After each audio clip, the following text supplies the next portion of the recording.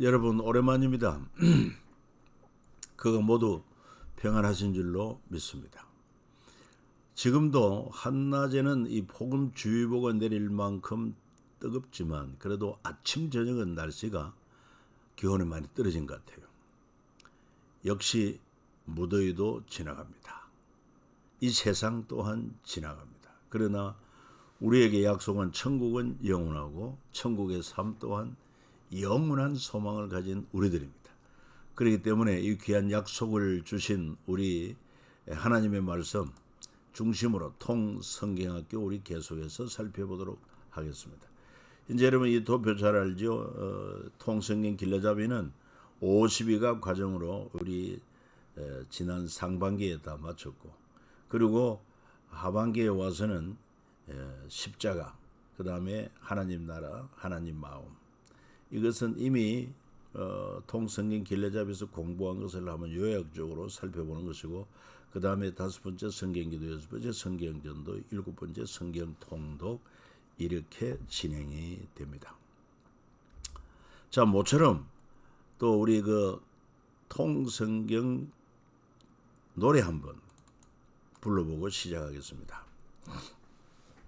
하나님의 마음 열방을 향한 꿈 만나 세대 신앙개성 천년 모범 마음과 지혜 사랑해 줄 사명해 줄 절망 앞에선 희망 징계 희망의 디딤돌 적은 공동체 어떻게와 이렇게 사이 기쁨 위한 탄생 한 영혼 사랑 용서를 향한 열정 영광과 평화로의 초대 열리는 제자시대 경계를 넘어선 복음의 확장 준비된 면류가 남겨진 부탁 선한 싸움을 위한 편지 미리 받은 승리의 노래. 그렇습니다. 우리는 확실한 이긴 자로서 승리의 노래를 부르게 됩니다. 이 확신을 가지고 사는 게 중요하겠죠. 자, 제사장 나라 하나님 나라 트랙이 되겠고, 특히 십과 페르시아 7권에 대해서 우리가 배경을 살펴보겠습니다. 페르시아 7권이라고 하는 것은 이스라엘 백성이 바빌론 포로되었다가, 그리고 이 페르시아, 성경에는 파사 제국이라고 하죠. 파사가 일어나서 바빌론을 무너뜨리고 이제 1차로 페르시아의 고레스가 이스라엘 백성들 귀환할 수 있는 조치를 했습니다마는 1, 2, 3차에 걸쳐 귀환하고, 그리고 여전히 페르시아의 제국 안에 남아 있었던 인물들 가운데 스룹바벨, 에스더, 에스라, 느헤미야, 이들은 어떻게 동족들에게 존경을 받았는가? 그래서 그 이유는 한마디로 그들은 세상 제국보다도 제사장 나라 거룩한 시민의 가치를 알았기 때문이다, 이렇게 말할 수가 있습니다. 특히 페르시아와 관련된 구약의 7권의 책이 있는데 다니엘, 학개, 스가랴, 에스더, 에스라, 느헤미야, 말라기, 이거는 여러분들이 외워둬야 할 것입니다. 다니엘은 1차 바벨론 포로되었다가 70년이 지나고, 그리고 페르시아 제국 통치 안에서도 행정가로 활동한 선지자입니다. 그 다음에 학개와 스가랴는 예루살렘으로 1차 귀환한 후에 16년간 중단된 성전 건축을 독려한 선지자들이다.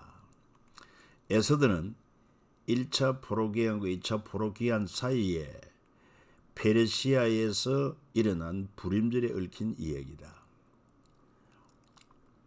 에스라는 2차 포로기한의 지도자다. 느헤미야는 3차 포로기한의 지도자다. 말라기는 구약의 마지막 책 페르시아 제국이 예루살렘 총독을 파견하고 있던 시절에 하나님 말씀을 증거한 선지자. 그래서 이 7권의 성경이 페르시아와 관련된 책이다, 이렇게 볼 수가 있습니다. 페르시아 7국 왜 스룹바벨, 에스더, 에스라, 느헤미야는 동족들에게 존경을 받았느냐 한번 읽어봅니다. 왜냐하면 유대인들이 제사장 나라가 제국을 능가할 수 있다는 것을 알았기 때문에 그렇습니다. 그러니까 우리도 이런 가치관을 가져야 됩니다.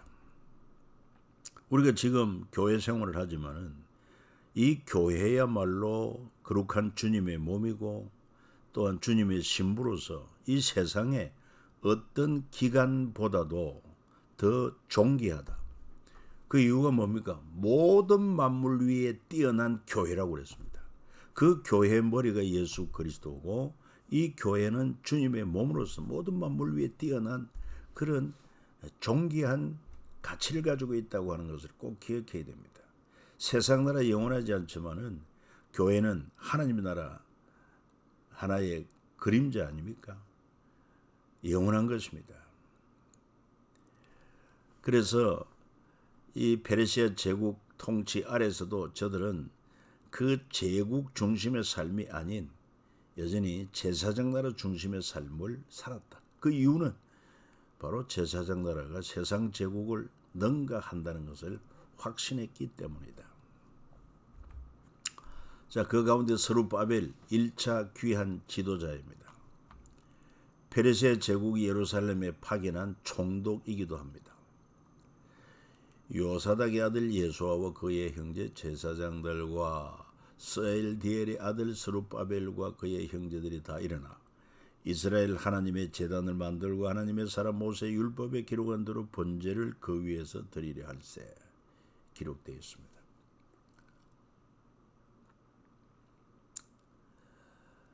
그러니까 이 스룹바벨이 사실은 바벨론 포로되었다가 그리고는 페르시아의 고레스가 칙령 내릴 때 1차 귀한 지도자로 오면서도 페르시아는 그에게 총독으로 임명해서 예루살렘에 파견한다 이 말이에요. 어떻게 이만한 그런 인정을 받을 수 있었을까? 그 이유는 바로 다니엘과 역량이 있습니다. 다니엘이 참으로 탁월한 영적 지도자요. 그리고 또한 바벨론과 페르시아에 있어서도 탁월한 지도자로 인정을 받았습니다. 더군다나 그 페르시아가 바벨론을 침공했을 때 그 벨사살, 바벨론 벨사살 왕이 왕궁에서 잔치를 하다가 성전에 금기명을 가져와서 술을 먹고 마실 때 할 때 갑자기 벽에 사람의 손이 나타나서 글을 썼지 않습니까? 그러니까 그 기이한 현상에 모두가 들고 떨고 놀라고 있을 때 그 왕비가 다니엘을 소개합니다. 당신 부친 때부터 다니엘은 이런 분야의 전문가요, 박사가 아닙니까? 그를 불러서 저 글씨를 해석할 수 있을 것입니다. 그래가지고 이미 전계에서 은퇴한 이 다니엘을 부릅니다. 나이가 그때 90 가까이 된 나이가 아니겠어요?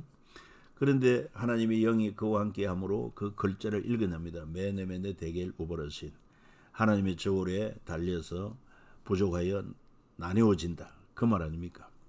그리고는 바로 이 페르시아 군이 기습 공격을 해가지고 그 자리에서 벨사살 왕이 죽임을 당하고 그리고 고레스와 다니엘의 만남이 이루어집니다. 적어도요 이런 적국을 상대로 공격을 할 때 그 나라의 지도자 몇몇에 대해서 다 잘 알고 있습니다. 정보가 있습니다. 다니엘에 대해서도 익히 잘 알고 있습니다. 탁월한 그런 정치 지도자요. 그리고 또한 하나님을 섬기는 사람이라는 것을 이미 고레스도 알고 왔어요. 그리고 그 현장에서 두 사람이 만났을 때 다니엘이 말합니다. 하나님은 벌써 당신의 고레스의 이름을 이미 기억가지고 성경에도 기록했다. 이사야 45장에 나오죠. 그리고는 또한 우리 민족이 하나님께 범죄함으로 바벨론의 포로가 되었지만은 70년이 차면은 다시 하나님께서 귀환케 하신다. 그때 바로 당신이 고레스가 이 바벨론을 무너뜨리고 그래서 하나님은 당신의 백성을 이스라엘로 귀환하게 하신다. 이랬을 때요 고레스가 놀랍니다. 그래서 고레스가 하나님을 찬양하고 칙령을 내리게 되었다는 것을 알 수 있어요.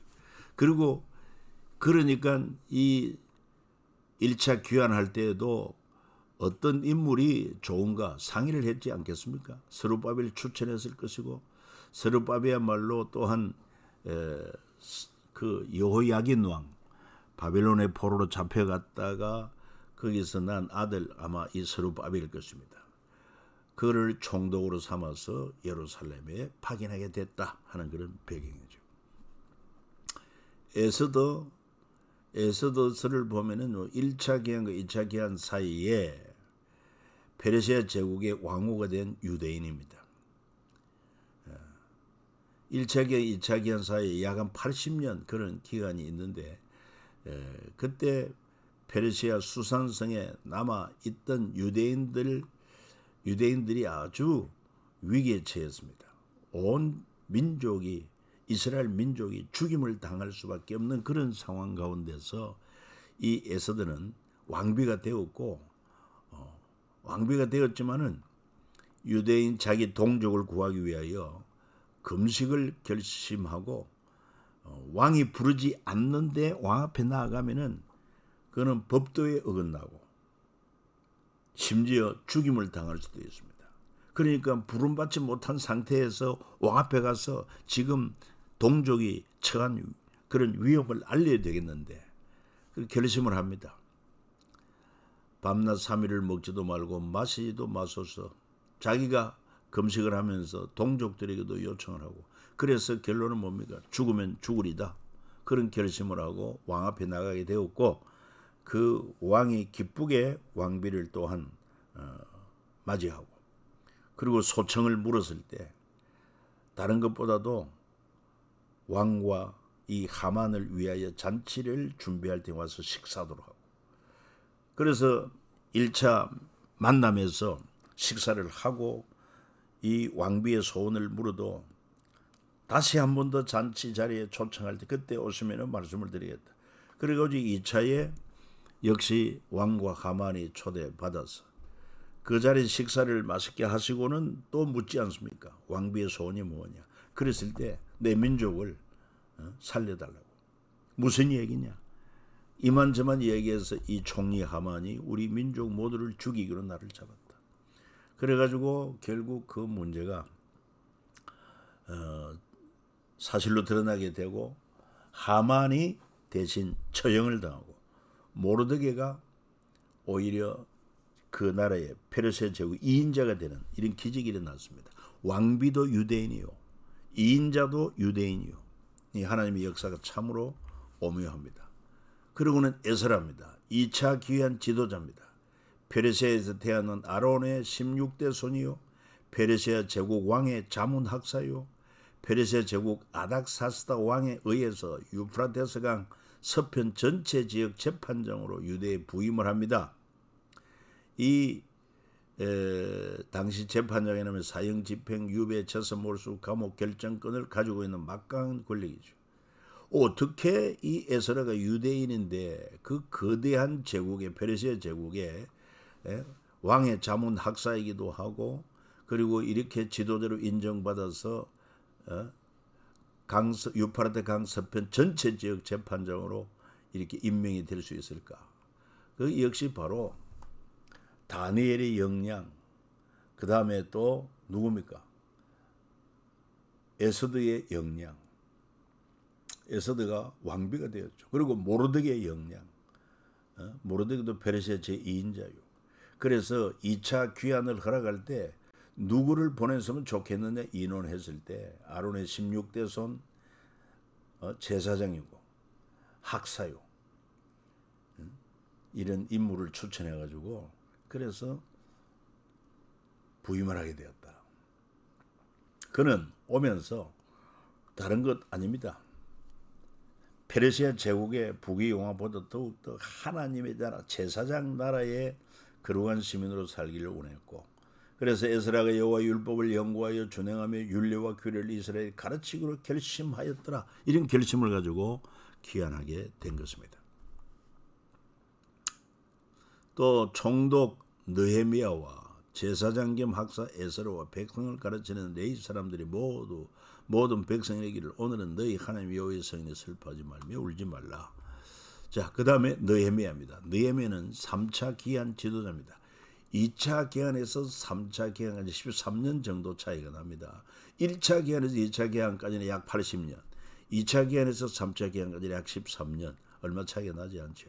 그래서 2차 기한 지도자로 에스라가 기한했고 3차 13년 후에 3차 기한 지도자로 느헤미야가 인솔합니다. 그 느헤미야는 어떤 사람이냐? 페르시아 제국 왕의 술 맡은 가는 장이요. 그러니까 당시 제국의 고위직 공무원이라고 할 수 있고 예루살렘 총독으로 부임을 하게 됩니다. 역시 유대인인데도 어떻게 에스라처럼 재판장이 되고 강서편 전체를 관장하는 재판장, 그 다음에 또한 느헤미야가 페르시아 제국 왕의 술 맡은 간원장이고 또 예루살렘 총독으로 부임될 만큼 인정을 받을 수 있었느냐? 아까 이야기했죠. 좀 위로 올라가면은 다니엘부터 시작해서, 그리고는 또한 왕비가 된 에스더, 페르시아의 제2인자가 된 모르드게, 그 영향이 크지 않습니까? 그러니까 이런 인물들을 추천을 하게 되고, 그래서 왕의 술을 맡은 관원장, 왕의 술 맡은 관원장 아무나 할 수 없어요. 절대 신임을 받은 자라야만 왕의 술 맡은 관원장이 될 수 있습니다. 왜요? 왕이 술을 마시기 전에, 음식을 먹기 전에 먼저 그 술을 먹음으로 말미암아 독약 여부를 판정하는 그런 자리에 있기 때문에 대단합니다. 이 느헤미야도 술 맡은 간원장으로 잘 편하게 있었습니다. 그럼에도 불구하고 유대 소식을 들어보니까 아직도 성문은 소실되고 또 성벽이 무너졌다는 소리를 알고 슬피 울며 금식하며 회개하고, 어떻게 하면은 제사장 나라 그 중심이 되는 예루살렘 성벽을 재건하고 성문을 다시 달 수 있을까? 그렇게 기도하고는 이제 왕의 허락을 받기 위해서 왕에게 아뢰되 왕이 만일 좋게 여기시고 종이 왕의 목전에 은혜를 얻어 싸우면 나를 유다 땅 나의 조상들의 묘실이 있는 성읍에 보내어 그 성을 건축하게 하옵소서. 그래가지고 허락을 받지 않습니까? 또 느헤미야 2장 7절 9절도 같이 읽읍시다. 내가 또 왕에게 아뢰되 왕이 만일 좋게 여기시거든 강 서쪽 총독들에게 내리시는 조서를 내게 주사 그들이 나를 용나와 유다에 들어가기까지 통과하게 하시고, 또 왕의 삼림 감독 아삽에게 조서를 내리시사 그가 성전에 속한 영문의 문과 성곽과 내가 들어갈 집을 위하여 들보로 쓸 제목을 내게 주게 하옵소서 하며 내 하나님의 선한 손이 나를 도우심으로 왕이 허락하고 군대 장관과 마병을 보내어 나와 함께 하게 하시기로 내가 강 서쪽에 있는 총독들에게 이르러 왕의 조서를 전하였더니, 다 형통하게 이루어진 것을 알 수 있습니다. 얼마나 성실하게 성벽 재건을 위해 헌신했느냐. 나나 내 형제들이나 종자들이나 나를 따라 파수하는 사람들이나 우리가 다 우리의 옷을 벗지 아니하였으며 물을 기르러 갈 때에도 각각 병기를 잡았느니라. 여러분, 우리에게 주어진 사명, 하나님이 주신 사명입니다. 그러니까 뭐 귀하다 또 그렇지 않다 이걸 따질 것이 아니라 정말 교회 안에서 하나님의 나라를 위하고 하나님의 의를 위한 일이라면 아주 적은 것이라도 이 니느웨와 그 백성들의 그 성실함 본받아서 헌신을 해, 이런 자가 지도자입니다. 이런 자를 주님이 기억하십니다. 자, 그래서 제사장 나라 리셋의 완성 느헤미야입니다. 왜 그렇습니까? 제사장 나라는 일단 하나님이 정한 예루살렘에 성전이 건축되어야 되는데 바벨론에 의해서 무너진 성전이 1차 귀환자 스룹바벨과 그 다음에 학개 스가랴의 그런 동료에 힘입어서 드디어 20년 만에 성전이 완공이 되고, 그리고는 또 예루살렘 성벽이 재건이 되어야 되는데 느헤미야에 의해서 성벽이 재건되고, 그리고 에스라와 느헤미야 더불어서 하나님의 율법을 다시 백성들에게 가르침으로 말미암아 제사장 리셋이 됩니다. 그래서 성전을 건축하고 제사장들을 세워서 제사가 집행되고 율법이 가르쳐주고 시행되고, 그래서 제사 절기 명절이 회복되죠. 제사 회복된 것을 느헤미야 13장 30절에 말합니다. 제사장과 레위 사람의 반일을 져 각각 자기 일을 하게 했다. 절기도 회복됩니다. 그래서 안식일을 거룩하게 하라. 그리고 명절도 회복됩니다. 다 초막을 짓고 초막절을 지키게 된 것을 알 수 있어요. 눈의 아들 여호수아 때로부터 그날까지 이스라엘 자손이 이같이 행한 일이 없었으므로 이에 크게 기뻐하며, 그래서 다시 회복된 예루살렘, 풍성해진 예루살렘이 되게 된 것입니다. 그래서 여기서 우리가 알 수 있는 것은 하나님의 백성이라 할지라도 저들이 하나님을 거역하고 하나님의 법도를 떠나고 우상을 숭배하고 이 세상을 사랑하고 악을 행하고 살 때 하나님의 백성이라 할지라도 고난을 당하고 교회라 할지라도 핍박을 받을 수 있고 어려움을 겪을 수 있다는 것입니다. 그러나 하나님께서 교회와 당신의 백성은 채찍질은 할지라도 결코 버리질 않습니다. 그러나 세상 나라는 때로는 교회를 징계하는 도구가 되기도 하지만은 여러분, 그 세상 나라는 버립니다. 마치 내 자녀가 잘못하면은 채찍질을 하지 않습니까? 사랑하는 내 자녀를 때리는 채찍이 중요한 게 아니에요. 그 사명 마치고 나면 채찍은 내버립니다. 자식은 영원히 사랑하는 것입니다. 그래서 저들이 바벨론 포로에서 회개하고 돌아올 때 하나님은 다시 저들을 품어주고 회복해 하시는 하나님이시다. 그 제사장 나라가 다시 회복 완성이 되게 하셨다. 제사장 나라 리셋과 페르시아 제국의 지망화 정책은 맞물려 있다는 것입니다. 그러니까 이 페르시아 제국이 바벨론 제국을 무너뜨리고 고레스가 다니엘을 만나서 감동을 받게 되고, 그래서 1차 귀환 조치를 내립니다. 그러나 페르시아 측에서 볼 때는 1차 파견과 지원이라 이렇게 볼 수 있습니다. 스룹바벨 총독을 임명해주고 성전 기명 5,400점을 다시 돌려주면서 일종의 투자라고 볼 수 있어요. 그래서 저들은 1차 귀환해가지고 성전 재건하고, 그게 이제 성전 안에 불이 켜지고 스룹바벨 극상품 무화과 열매들이 되어서 예루살렘으로 돌아옵니다. 그 다음에 이제 2단계는 2차 귀환이 되는데, 유대인 측에서는 2차 귀환으로 제사를 이끌 제사장이 다시 세워지고 함께 회개하게 되고, 페르시아 측에서는 2차 파견과 지원인데 에스라를 재판관으로 임명하고 유프라테스강 서편 거점 확보, 유대 자치기구 설립, 사법권을 인정하게 됩니다.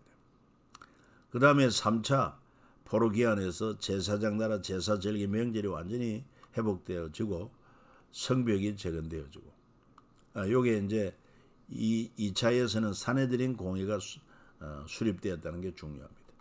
그리고 페르시아 측에서는 3차 파견과 지원으로 느헤미야 총독을 임명해서 파견하고 예루살렘 상권을 활성화해서 이로 말미암아 도로 상인이 입점하고 세수가 발생하므로 이 세상 제국 페르시아 쪽에서는 1, 2, 3차 귀환 조치를 내려서 정말 제국 측에서도 상당한 유익이 있었다는 것을 알 수 있어요.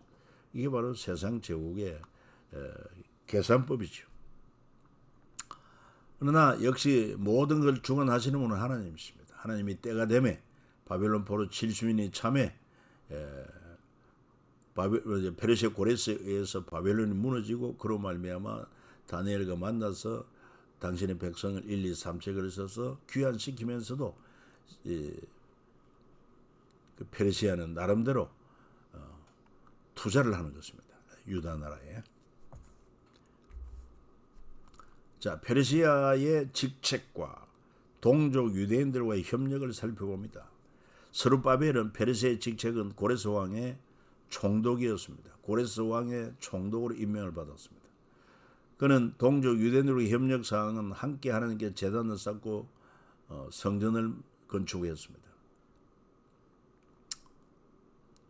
그 다음에 에스더는 아술의 왕의 왕후 에스더죠. 그리고 그는 자기 동족을 위해 3일 금식을 하고 동족들이 역시 에스더를 위해서 3일 금식하는 협력을 하고 또 부림절을 함께 지키게 됩니다. 부림절, 슬픔의 날이 기쁨의 날로 변했습니다.